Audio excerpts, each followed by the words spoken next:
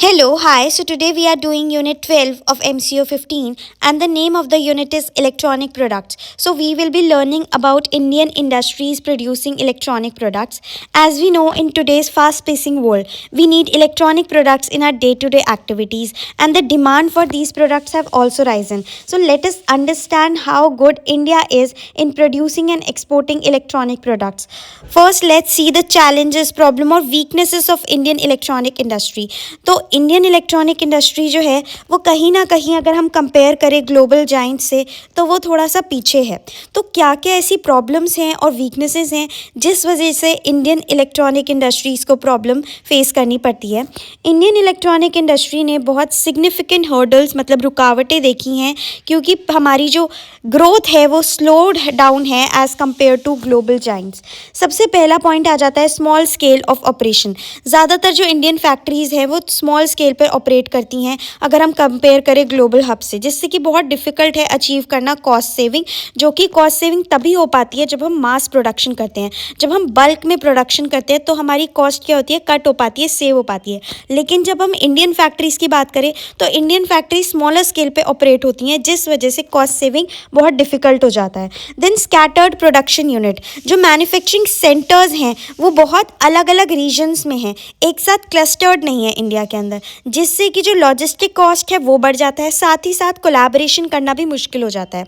अब क्या है, जब पास पास प्रोडक्शन यूनिट होते हैं ना तो उससे कोलैबोरेशन ईजी हो जाता है, लॉजिस्टिक कम हो जाते हैं। लेकिन जो हमारी कंट्री की बात है तो जो मैन्युफैक्चरिंग सेंटर्स हैं वो बहुत दूर दूर है, अलग अलग रीजन्स में बिखरे हुए हैं, जिस वजह से ये प्रॉब्लम आती है लॉजिस्टिक इंक्रीज कॉस्ट की और कोलैबोरेशन डिफ़िकल्ट बनता है।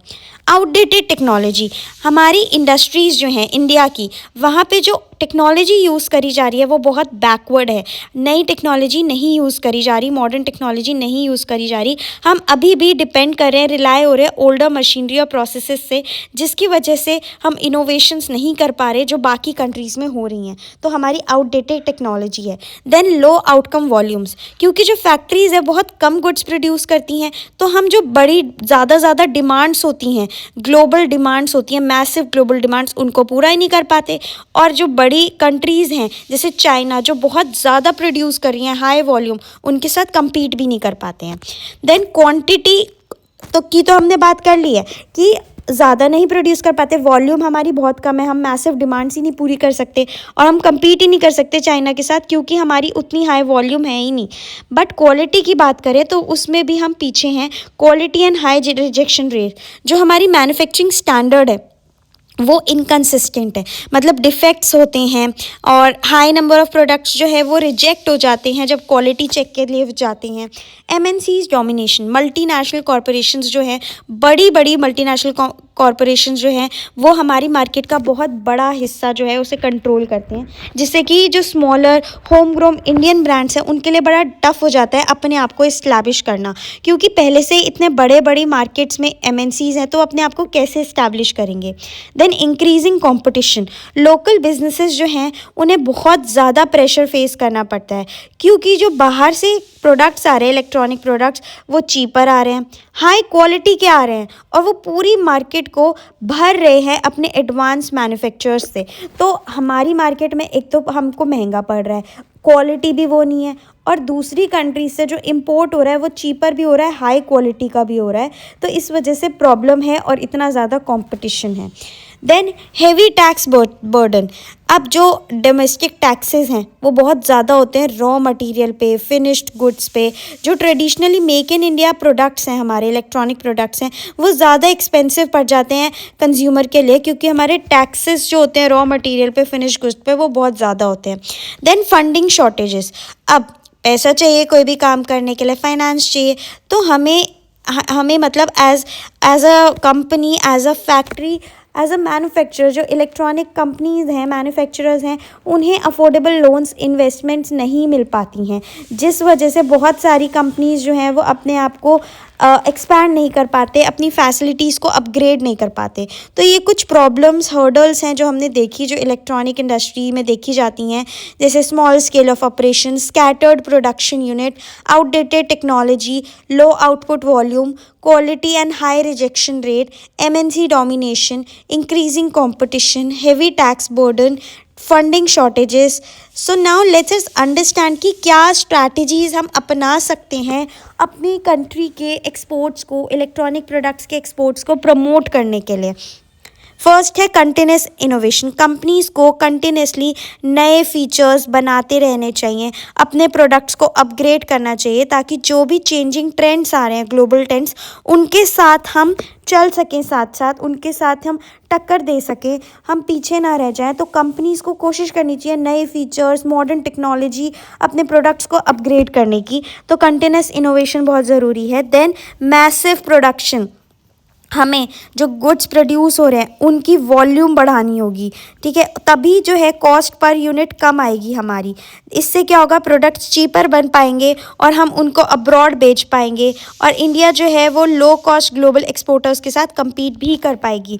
तो ज़रूरी है कि हम मैसिव वॉल्यूम में प्रोडक्शन करें ताकि हमारी कॉस्ट कम आए और हम बाहर अब्रॉड एक्सपोर्ट करें अपने products. Then adopting modern technology, जैसे मैंने बोला मैन्युफैक्चरर्स को पुराने जो तरीके हैं उनसे आगे बढ़ना चाहिए और लेटेस्ट ऑटोमेटेड मशीनरी स्टार्ट करनी चाहिए यूज़ करना, स्मार्ट टेक्नोलॉजी यूज़ करनी चाहिए।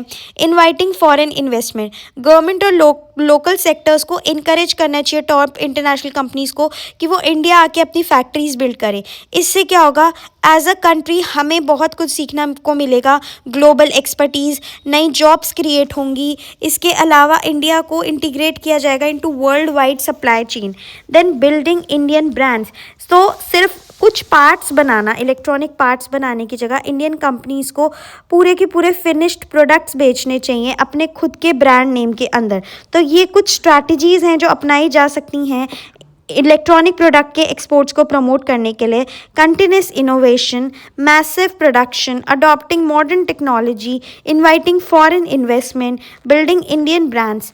अब इंडियन इलेक्ट्रॉनिक इंडस्ट्री की स्ट्रेंथ्स क्या हैं अपने आप में। पहला है गवर्नमेंट सपोर्ट। इंडियन गवर्नमेंट जो है वो एक्टिवली प्रमोट करती है इस सेक्टर को अलग अलग पॉलिसीज़ के थ्रू, जैसे मेक इन इंडिया, एंड एक पॉलिसी डेडिकेटेडली आई थी 2019 में इलेक्ट्रॉनिक्स के लिए, जिसका नाम है नेशनल पॉलिसी ऑन इलेक्ट्रॉनिक्स, जिसका एम है कि इंडिया जो है वो एक ग्लोबल हब बने, हाई टेक्नोलॉजी में डिज़ाइन करे, मैन्युफैक्चर करे, high volume financial programmes.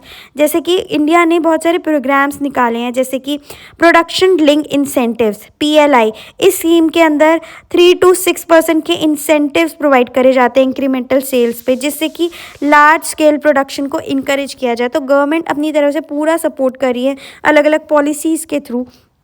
Then abundant skilled labour, India के पास बहुत सारे क्वालिफाइड वर्कर्स हैं, इंजीनियरिंग नॉलेज है, डिज़ाइन एक्सपर्टीज़ है, इंग्लिश लैंग्वेज के अंदर प्रोफिशिएंसी है, जिससे कि इंडिया जो है वो एक अट्रैक्टिव डेस्टिनेशन बनता है कॉन्ट्रैक्ट मैन्युफैक्चरिंग्स के लिए।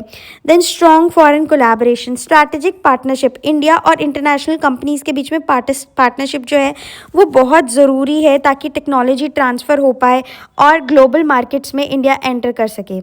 Then massive domestic demand, India जो है वो वर्ल्ड का one of the world's largest and fastest growing market है स्मार्टफोन के लिए। हमारी कंट्री जो है यहाँ पे बहुत ज़्यादा डिमांड भी है स्मार्टफोन की, कंज्यूमर इलेक्ट्रॉनिक्स की, IT हार्डवेयर की। तो बहुत ग्रोइंग मार्केट है जिससे कि एक कस्टमर बेस मिलता है मैन्युफैक्चरर्स के लिए। So these are all the strengths of Indian electronic industry: government support, abundant and skilled labor, strong foreign collaboration, massive domestic demand. Now जैसे कि मैंने बोला कि गवर्नमेंट ने पॉलिसीज़ निकाली है, तो उसमें से जो रीसेंट एंड सबसे इम्पॉर्टेंट पॉलिसी है that is dedicated to electronic is national policy on electronic 2019। तो ये जो पॉलिसी है इसका एम है कि इंडिया जो है वो एक ग्लोबल हब बने इलेक्ट्रॉनिक सिस्टम डिज़ाइन का और मैन्युफैक्चरिंग का। इसके लिए डोमेस्टिक प्रोडक्शन को बूस्ट किया गया है, अट्रैक्टिव इकोसिस्टम बनाया गया है, स्किल्स डेवलपमेंट प्रमोट किया गया है, रिसर्च एंड डेवलपमेंट को और इम्प्रूव करना है बेस, जो इजी बेस है बिज़नेस का, ताकि बिज़नेस अच्छे से किया जा सके और हम अपने गोल तक पहुंच सकें। तो इंडिया में ये पॉलिसी प्रोवाइड करती है मैन्युफैक्चरर्स को, जो भी इलेक्ट्रॉनिक्स के हैं, कि वो अपनी स्किल्स को बढ़ाएं और नए प्रोडक्ट्स अच्छी क्वालिटी के, अच्छी वॉल्यूम में प्रोड्यूस करें। एक गोल है हमारा कि हम $400 बिलियन का टर्नओवर करेंगे एंड 10 मिलियन जॉब्स क्रिएट करेंगे by 2025। That is only possible अगर ये पॉलिसी अच्छे से इम्प्लीमेंट करी जाएगी एंड फॉलो करी जाएगी। तो ये जो पॉलिसी है ये इम्प्लीमेंट करी है ministry of electronics and information technology ने, मेटी ने। तो हमने समझा कि ये जो पॉलिसी है इसका एम क्या है, to make India a global hub for electronic system design and manufacturing by boosting. कैसे हो सकता है ये, डोमेस्टिक प्रोडक्शन को बूस्ट करके, अट्रैक्टिव इकोसिस्टम बना के, स्किल्स डेवलप करके, रिसर्च एंड डेवलपमेंट को प्रमोट करके, देन इम्प्रूव करना ईज़ ऑफ बिजनेस। अब ये लॉन्च करी गई थी स्कीम्स इसी के अंडर। अब ये जो पॉलिसी है electronic, national policy on electronic, इसी के अंदर अलग अलग स्कीम्स लॉन्च करी गई थी, जैसे कि प्रोडक्शन लिंक्ड इंसेंटिव। ये स्कीम है फॉर लार्ज स्केल मैन्युफैक्चरिंग जो इफेक्टिव करी गई है फ्रॉम 2019-20। जो मेन विजन है वो है कि इंडिया की जो पोजीशन है वो हो as a global centre for electronic system design and manufacturing. Electronic system design and manufacturing के लिए इंडिया की पोजीशन बन सके। इसको हम समझ सकते हैं कि हम चाहते हैं कि make in India, made in India का थप्पा जो है, जो स्टैम्प है, वो इलेक्ट्रॉनिक्स में हो और उसे ग्लोबली रिकॉग्नाइज किया गया है। तो मेन विजन है कि इंडिया की पोजीशन कैसी हो, as a global centre for electronic system design and manufacturing, कि हमारी कंट्री में electronic system design and manufacturing होता है, मेड इन इंडिया का स्टैम्प होना चाहिए और ग्लोबल रिकॉग्निशन मिलनी चाहिए। तो सबसे पहला पॉइंट आ जाता है boosting local manufacturing. Local manufacturing को बूस्ट करना है, मेक इन इंडिया प्रोडक्ट्स बनाने हैं। Then second is incentives for production.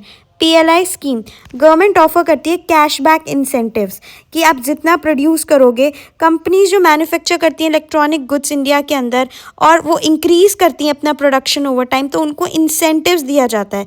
इससे क्या होता है, प्रॉफिटेबल होता है बड़ी ग्लोबल कंपनीज के लिए कि वो अपनी फैक्ट्रीज यहाँ पे सेटअप करें। देन टारगेटिंग मोबाइल फ़ोन, बड़ी बड़ी जो कंपनीज़ होती हैं उनका फोकस होता है प्रोड्यूस करने में ज़्यादा क्वांटिटी। तो हमारा यहाँ पे फोकस है कि हम प्रोड्यूस करें 1 मिलियन मतलब 1 बिलियन मतलब 100 crore mobile handsets by 2025। Then focus on core components and design. Core component is main component.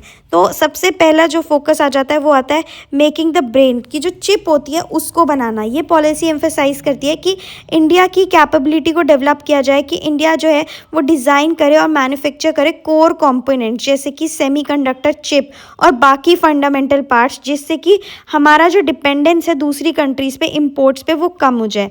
Then sovereign patent fund create करना, फंड ताकि हम खरीद सकें, ओन कर सकें valuable intellectual property and patents जो भी रिलेटेड है इलेक्ट्रॉनिक डिज़ाइन से।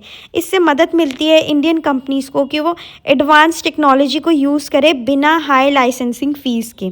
Then encouraging innovation and new technology, तो इसके अंदर आ जाता है research and development. Actively promote करना चाहिए इंडस्ट्री के अंदर रिसर्च एंड डेवलपमेंट, इनोवेशन सभी इलेक्ट्रॉनिक सेक्टर्स में, including supporting early stage startups. Then future technology special focus डालना इमर्जिंग एरियाज़ पे, जैसे कि 5G जो नेक्स्ट जनरेशन मोबाइल नेटवर्क है, IoT और सेंसर्स पे, internet of things, artificial intelligence, drones and robotics, इन पर फोकस डालना।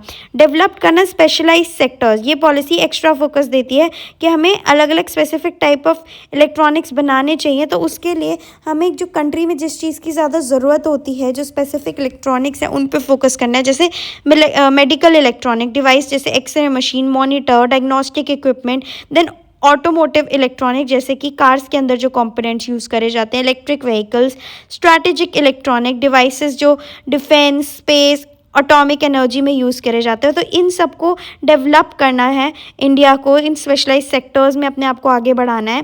Then building a skilled workforce, अब जो भी लोग काम कर रहे हैं उनको हमें स्किल्स प्रोवाइड करनी है इंसेंटिव सपोर्ट्स, जिससे कि जो भी मैन पावर है वो इंक्रीज़ हो, स्किल्स बढ़े उनको ट्रेनिंग प्रोवाइड करना, जो नए वर्कर्स हैं उनको ट्रेनिंग प्रोवाइड करना, और जो एग्जिस्टिंग है उनको रीस्किलिंग प्रोवाइड करना, जिससे कि उनकी जो स्किल्स हैं वो और ज़्यादा पॉलिश हो, वो एडवांस मैन्युफैक्चरिंग सीखें एंड डिज़ाइन रोल्स।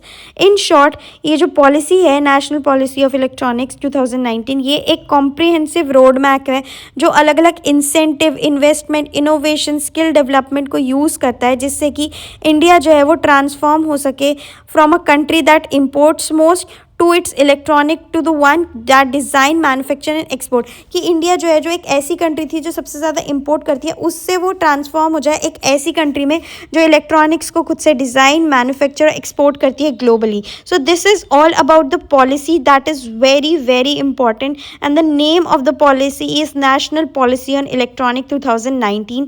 अब इसके अंडर हमने एक स्कीम के बारे में समझा था, PLI स्कीम, जो है प्रोडक्शन लिंक्ड इंसेंटिव स्कीम. इसका क्या मतलब है? ये एक सबसे ज़रूरी हम कह सकते हैं पार्ट है entire national policy on electronics का.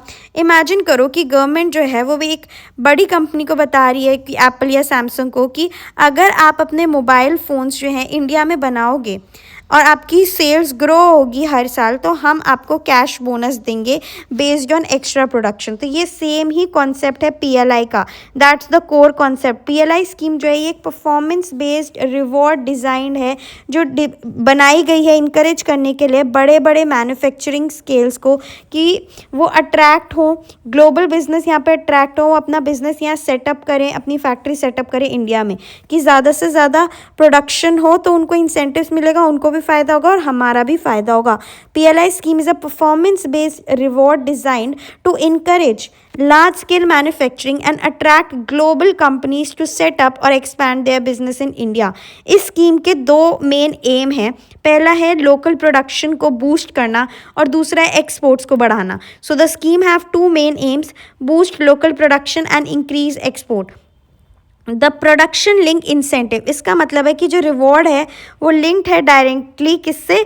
प्रोडक्शन से. जितना ज़्यादा प्रोडक्शन होगा उतना इंसेंटिव मिलेगा, उतना जितनी सेल होगी उतना इंसेंटिव मिलेगा. इसको हम सोच सकते हैं as a bonus you get for exceeding your sales, कि जब आप सेल्स बढ़ाते हो तो आपको जो बोनस मिलता है उसे हम कह रहे हैं PLI.